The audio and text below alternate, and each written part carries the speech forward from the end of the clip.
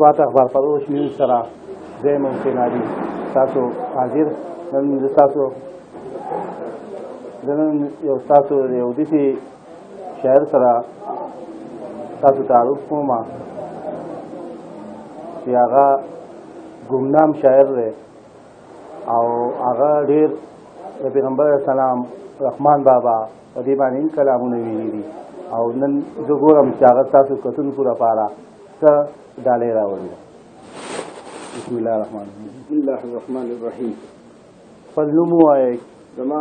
ملنګ احسانالله نوم دی او زه د سیدو شریف محله ابترآباد اوسېدونکی یم. او تاسو دا شاعرۍ دا کم وخت نه شروع کړې ده او دا د کم طرز باندې تاسو شاعري کوئ، په کم حواله کوئ؟ ما خو د شاعرۍ شوق تقریبا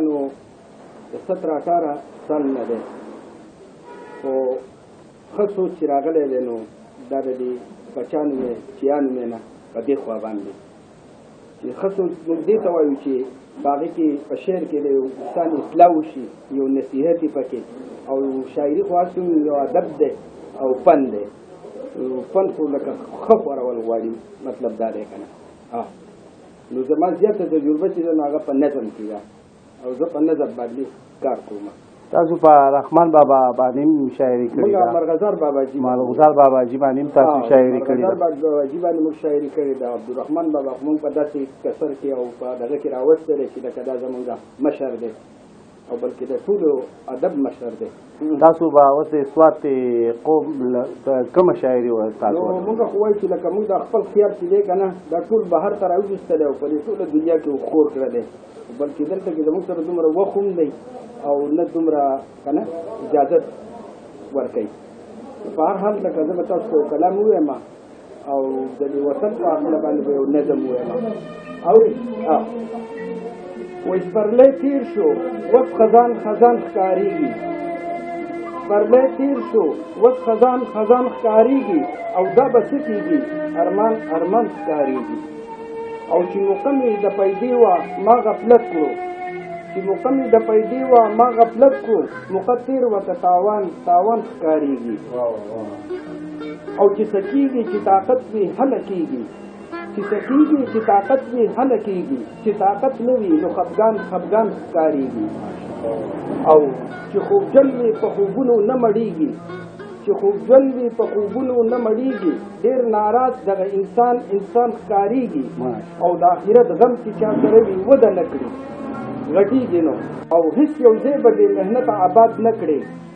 هېڅ یو ځای به بې محنته آباد نه کړي، چې محنت نه وي نو ویران ویران ښکارېږي. او کوم وطن کې چې د امن جامه نه وي، کوم وطن کې چې د امن جامه نه وي، لوی واړه پکې لړزان لړزان ښکارېږي. او کومه سینه کې چې صحیفه د قرآن نه وي، کومه سینه کې چې صحیفه د قرآن نه وي، ودانې مه ګڼه ویران ویران ښکارېږي. او تېر وختونه ور یادېږي نه یې مومي، تېر وختونه ور یادېږي نه یې مومي، ملنګ ځکه په ګریان ګریان ښکارېږي. زه به تاسو ته نظم ووایم. ښکلی مو وطن دی دنګ دنګ پکې غرونه دي، ښکلی مو وطن دی دنګ دنګ پکې غرونه دي، هر ویښتی چې ګورم رابهیږي تی سیندونه دي، هر ویښتی چې ګورم رابهیږي تی سیندونه دي. ښکلی مو وطن لرو په هر څه برابر لرو، په ټول وطن کې دنګ لرو، هر بوټي ته ګورم دا د رب د حکمتونه دي، هر بوټي ته ګورم دا د رب د حکمتونه دي، هر ویښتی چې ګورم رابهیږي تی سیندونه دي، هر ویښتی چې ګورم رابهیږي تی سیندونه دي. ددی خو مازیګر ګوره په هر لوري سمر ګوره دلته کې پیوچ اخوا نختر ګوره یارا چې د ماښام راشي وریځه مو په بام راشي په موږ نری شمان راشي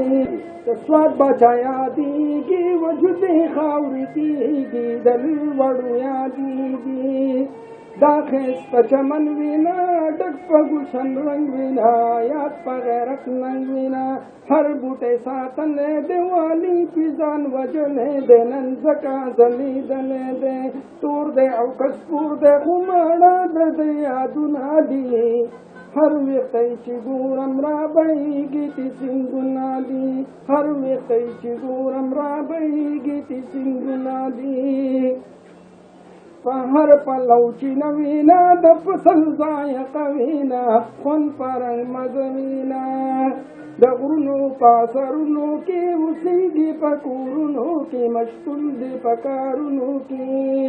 مضبوطې واجدونه دي صفایي خوراکونه دي زموږ د رب کارونه دي په مني او په هړ د دغو خلکو اخترونه دي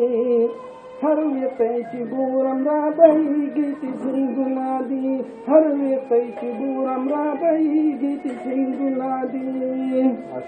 ماشاءالله ملنګ احسان الله وایي په فضل د مولا وایي شعرونو کې رښتیا وایي سیدو شریف کلی دی په سوات صاحب دی ښکلی دی او ځکه یې ستایلی دی سوات صاحب د سیدو بابا مراد دی بالکل ملنګ احسان الله وایي په فضل د مولا وایي شعرونو کې رښتیا وایي سیدو شریف کلی دی په سوات صاحب دی ښکلی دی ځکه یې ستایلی دی هر ولي راغلی دی دلته جړېدلی دی مونږ یې قدر کړی دی باباجي د مرغزارې ماته کړي صفتونه دي باباجي د مرغزارې ماته کړي صفتونه دي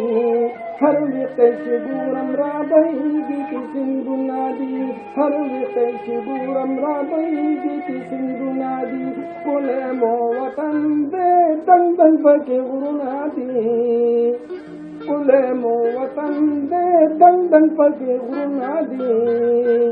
هر ویښتی چې ګورم رابهیږي تی سیندونه دي هر ویښتی چې ګورم رابهیږي تی سیندونه دي ماشاءالله ماشاءالله دا و احسان الله ملنګ احسان الله د سیر شریف او تاسو د دا خوب ترنم سره دا کم شاعري وکړه دا د سوات د په حواله او د سوات د بادشاهۍ په حواله شعر په تاسو څنګه ولګېد او څنګه مزه یې درکړه که نه بیا به هم د سره راځو بیا به د خواله راځو او بیا به هم د خواله راځو او تاسو له به نوي نوي شاعري او نوي نوي شعرونه د سوات په حواله او د بادشاهۍ په حواله او د دلته د اولیاو په باره کې د شعرونه لیکلي دي او دا به یو یو به مونږ په مخه به د خواله راځو او ستاسو مخې ته به یې سکرین په شیشه راوړو د سوات کې لکه تاسو ماشاءالله ښه شاعري کوئ ښه داسې شاعري کوئ که نه چې لکه بل نقل نه دی خپله شاعري ده ستاسو خالصا خپله شاعري ده نو لکه ستاسو خوا د نور څه ټي ویګان والا چا د انټروي یا ستاسو د شاعري مخکې وړاندې او د سوات څونه خدمت تاسو وکړو په دې شاعرۍ کې د سوات څونه صفت وکړو په دې شاعرۍ کې حقیقت څه ده تاسو حقیقت لکه دا بل ټي وي والا ستاسو خوا راغلی که تاسو ډېره مننه او تاسو زما خوا له راغلی نو له دې نه بل ډېر ملګرو ویلي دي چې څوک راغلي داسې نه دي زه تاسو د سوات اخبارفروش نیوز ډېره شکریه ادا کوم چې تاسو زما خوا له راغلی او زما دا کوم خیال چې دی دا شاعري چې دی دا یو خیال دی او دا خیال تاسو زما نه واغېستو او په دې خپل پروګرام کې نشر کړو نو دا ډېره ښه خبره ده او لکه تاسو بیا هم راشئ زموږ درته بیا